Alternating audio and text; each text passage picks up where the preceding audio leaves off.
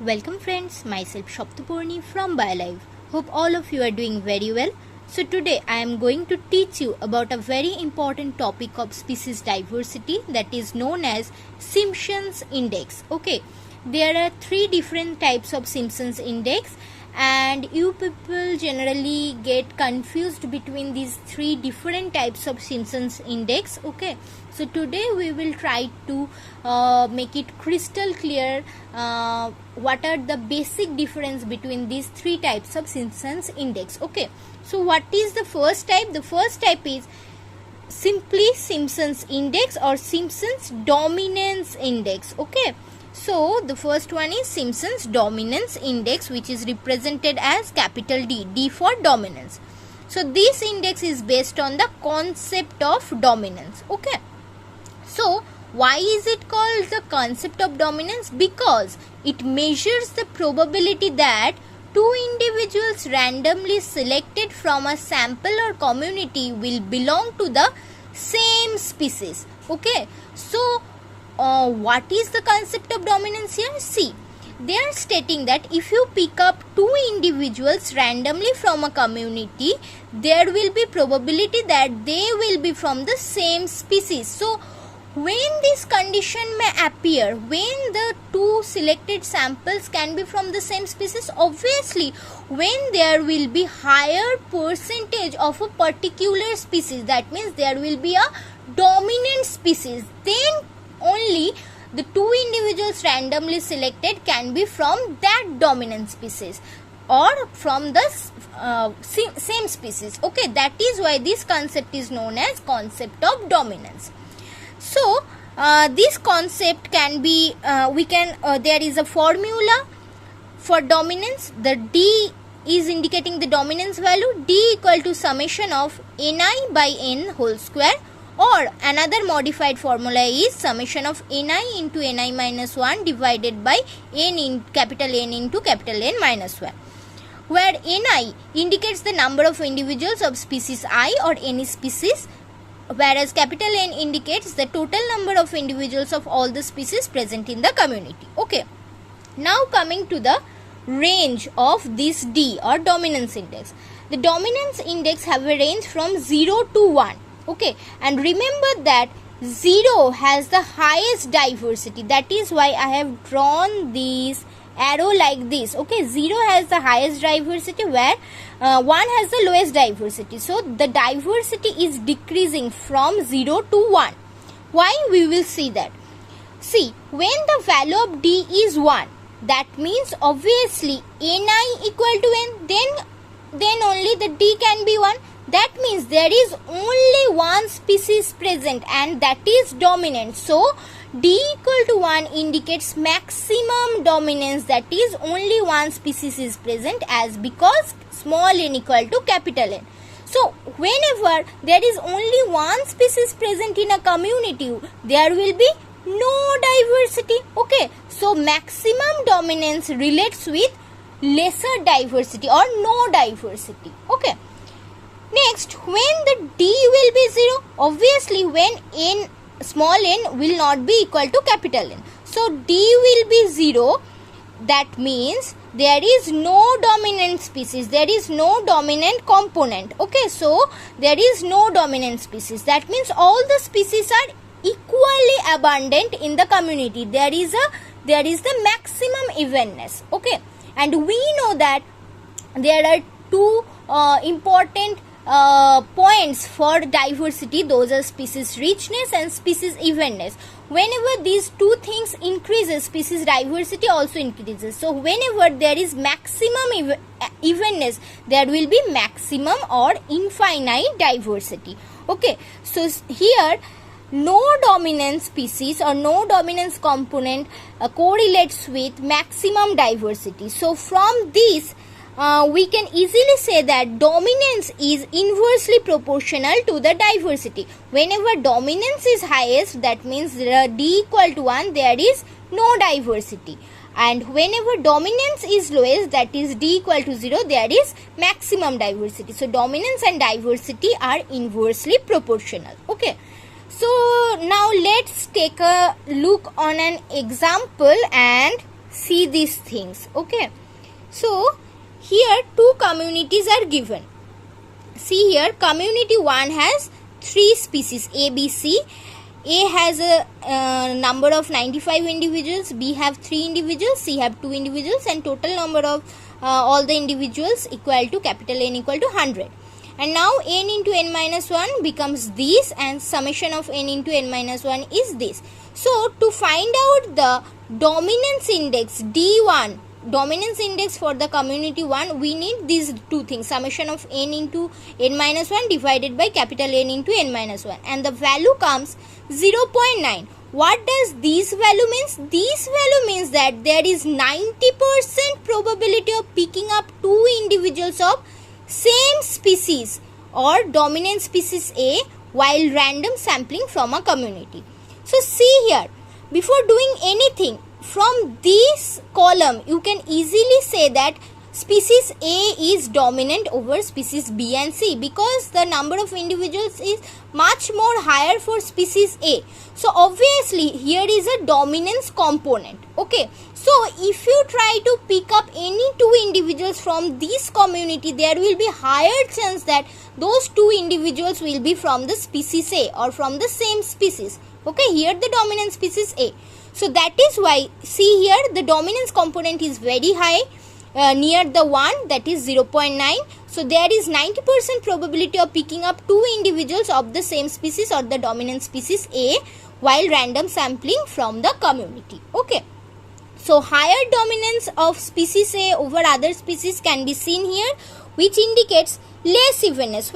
Obviously whenever there is higher dominance, there is less evenness in the community, along with less species richness. Why less species richness? Because see here, in this community there is only 3 species, but in this community there is 4 species, and species richness refers to the total number of species present in a community. So here less evenness plus less species richness leads to the lesser diversity in community 1.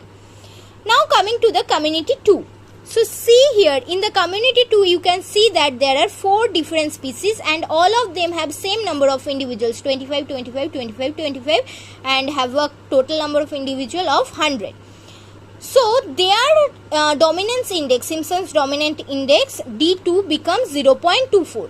That means there is only 24% probability of picking up 2 individuals of the same species while random sampling from the community. So if you want to pick up 2 individuals from this community by random sampling, there is only 24% probability that those 2 individuals will be from the same species.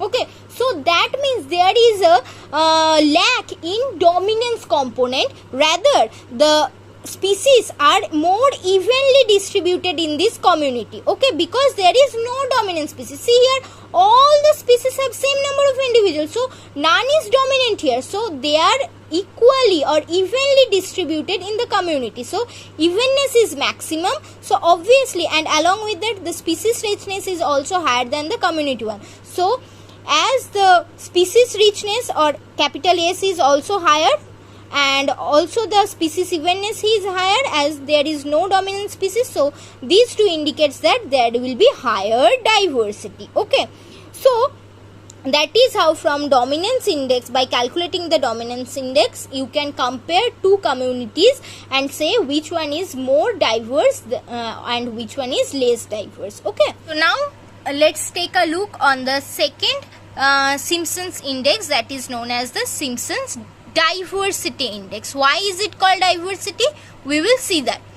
It measures the probability that 2 individuals randomly selected from a sample or community will be from the different species. Okay, so they are stating that if you choose 2 individuals from a community, there will be probability that those 2 individuals will be from the different species. In the earlier section, in the dominance index, we have seen that there is a probability that those 2 individuals will be from the same species, but here the probability is taking in terms of different species, that those 2 individuals will be from different species.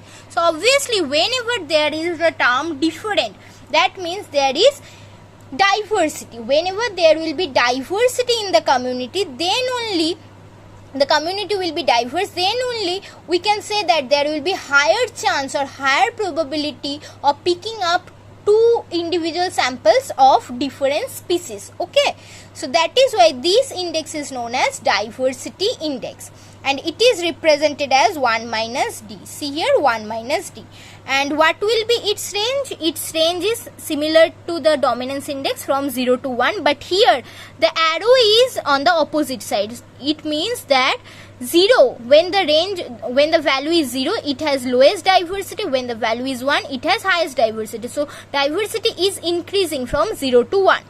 So see, why is it happening? Because see, when the 1 minus d will be 0, obviously when d will be 1, then only this value will be 0. So d1 indicates maximum dominance. Maximum dominance means lesser evenness. Okay, so maximum dominance indicates no diversity. We have seen that from our previous section. And when will be the value of 1 minus d equal to 1? Obviously when d will be 0. d0 means there is no dominant species. So species evenness is maximum, and whenever species evenness is maximum, the diversity will also be maximum or infinite. We have seen that from the previous section. Okay, so through this we can also calculate the diversity from community 1 and 2. See here, for community 1, 1 minus d1 equal to 0.1, which indicates that there is only 10% probability of picking up two individuals of different species, because the community 1 was less even. There was a dominant species A. So obviously there will be lower chance or lower probability of picking up two species from different two individuals from different species, because there is higher chance of picking two individuals from the species A or same species. So there will be lower chance of picking up two individuals from different species. So obviously community has higher dominance and it is less even, so it is less diverse. Whereas community 2, the 1 minus d value is 0.76, which indicates there is 76% probability of picking up two individuals from different species. So there is higher probability of picking up two individuals from different species, which indicates that community has lesser dominance component. Obviously if there was higher dominance component, this value will get lesser. Okay, so community has lesser dominance component, so community is more even, and as we know, whenever a community is more even, it has higher diversity. So through 1 minus d, you can also, through Simpson's diversity index, you can also get the comparison between two different communities. Okay, now coming to the third index known as Simpson's reciprocal index. It is also a kind of diversity index. Okay, and it is represented as 1 by d. Okay, so see here, the range of this index is from 1 to infinite, and 1 is here the lowest value. Okay, 1 is the lowest value and infinite is the highest value, and the diversity increases from 1 to infinity. So see here, when the 1 by d will be 1, obviously when d equal to 1, and we know that d equal to 1 means maximum dominance, which indicates that there is only one species, and whenever dominance is maximum, obviously there will be no diversity. We have seen it from the Simpson's dominance index. And when will be the value of 1 by d equal to infinite? Obviously when d equal to 0, then the value will be infinite, because dividing 1 by 0 gives you infinite value. Okay, so when d equal to 0, the value becomes infinite. And as we know, d equal to 0 means there is no dominant species. That means the community has maximum species evenness, and maximum species evenness leads to maximum or infinite diversity. So 1, the lowest value indicates no diversity, and the highest value infinite indicates the maximum or infinite diversity. Okay, so let's take a look on the community 1 and 2. So for community 1, 1 by d equal to 1 by 0.9, which is 1.11, which is very near to our lowest value 1, which indicates there is very less diversity in community 1. Whereas in community 2, you can see that the 1 by d value equal to 4.17, which indicates that the value is increasing. That means there is higher diversity. So from these three indices, we have found that community 1 has lowest diversity, lesser diversity than community 2, okay, and community 2 has higher diversity than community 1. So all the indices proves the same thing, okay, but through different representation. First indices proves it through dominance representation, and the second and third one represents it through diversity representation, okay. So I hope now these three indices are clear to you, how to represent them and what is the basic difference between their basic component, okay. So if you like this video, don't forget to hit the like button and share it with your friends, and if you are new to my channel, don't forget to hit the bell button and subscribe to my channel. And if you have any doubts, please leave a comment below in the comment section. Thanks for watching and happy learning.